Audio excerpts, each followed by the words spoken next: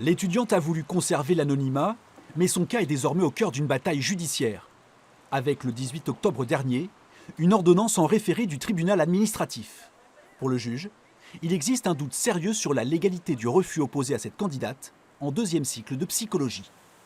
La loi impose aux universités de définir les modalités de recrutement pour pouvoir permettre aux étudiants de savoir à quelle sauce leur dossier va être cuisiné. Et c'est là toute la difficulté de ce dossier, c'est que le juge administratif du tribunal administratif de Poitiers a pris acte, forcé de constater que ces modalités de recrutement n'avaient tout simplement pas été définies.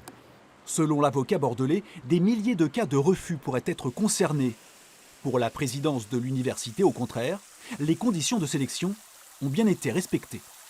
On a eu une quarantaine de recours gracieux, on a eu un seul contentieux concernant ce master de psycho qui est très demandé, 220 dossiers pour 25 places seulement. Le responsable de ce master a organisé 2 réunions pour préciser aux étudiants de M1 les critères d'admission M2. Et il leur a été précisé très clairement que les notes n'étaient pas un critère suffisant, c'est un critère nécessaire, mais que leur implication dans la pratique clinicienne était un élément essentiel à prendre en considération. Prise en urgence, cette ordonnance impose à l'université de Poitiers d'inscrire l'étudiante en deuxième cycle. Pour autant, la procédure n'est pas close. L'université se réserve ainsi la possibilité d'un recours en cassation devant le Conseil d'État.